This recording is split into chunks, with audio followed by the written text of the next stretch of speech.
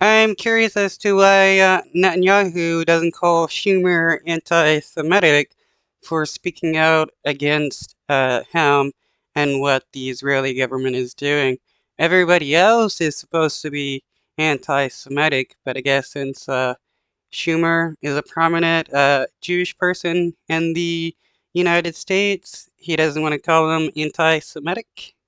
The majority of Israelis, this is a wake-up call to Senator Schumer, the majority of Israelis support the policies of my government. It's not a fringe government. It represents the policies supported by the majority of the people. If Senator Schumer opposes these policies, he's not opposing me. He's opposing the people of Israel. No, he's opposing you. All right, Israel correspondent Sarah Coates joining us live now from Tel Aviv with more. Sarah, this back and forth happening as Israeli forces really are continuing their operations in Gaza, including attacks at hospitals. Can you catch us up to speed on those efforts? Certainly, there's been an operation ongoing at Al-Shifa Hospital in Gaza City, the largest hospital in the Gaza Strip, since the very early hours of this morning. The Israeli military releasing a statement around an hour or so ago saying that it now has full control of that medical facility, calling on Hamas members to come out and surrender. The army also says that since this morning it's killed some 20 Hamas operatives, including senior commander Fiyad. Okay, what about all the innocent civilians that were killed so far? There's been hundreds of people killed in Rafah due to the Israeli government attacking.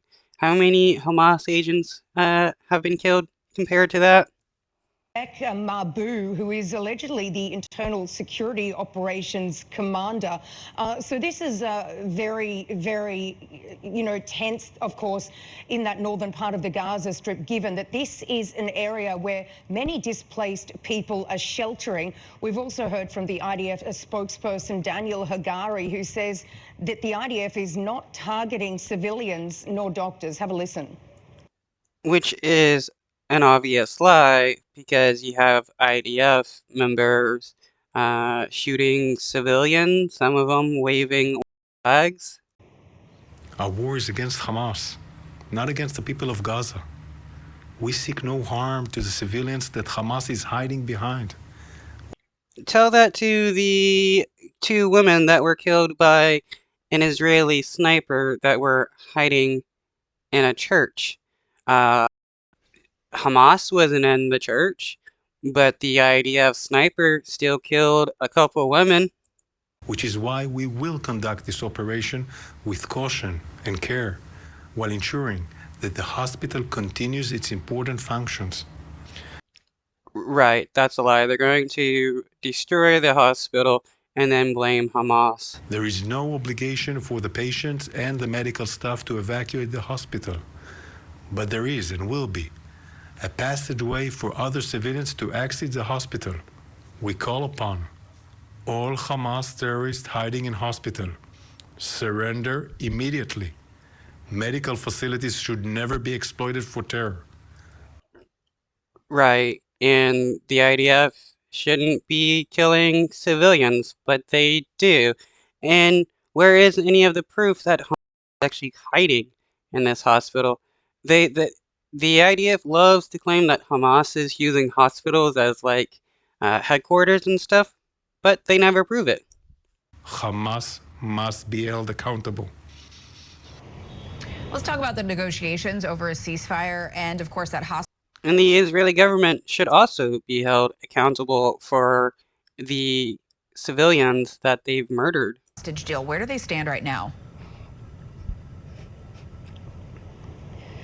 We do know that the Israeli delegation headed up by the Mossad chief, David Barnea, has just landed in Doha. They were given the green light to go there very, very late last night by Israel's security cabinet and are expected to be there for quite some time. We are hearing that the Egyptians, the Qataris and also US representatives are on the ground. And for this range of, this phase of negotiations, I should say, they will be indirectly negotiating with the head of Hamas in the Gaza Strip, Yahya Sinwar. And this is why I wonder what U.S. official has to be killed by the Israeli government for the United States to realize that the Israeli government doesn't care uh, any other group but the government itself. I mean, let's be honest here, the Israeli government doesn't even care for its own citizens.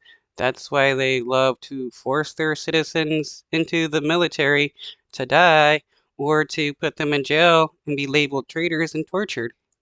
It is expected to take some time because he's believed to be hiding in these tunnels underneath the Gaza Strip with very little in terms of communications. Now, the Israelis will be putting forward a proposal which could see a pause in fighting for some 6 weeks with the return of 35 to 40 Israeli hostages.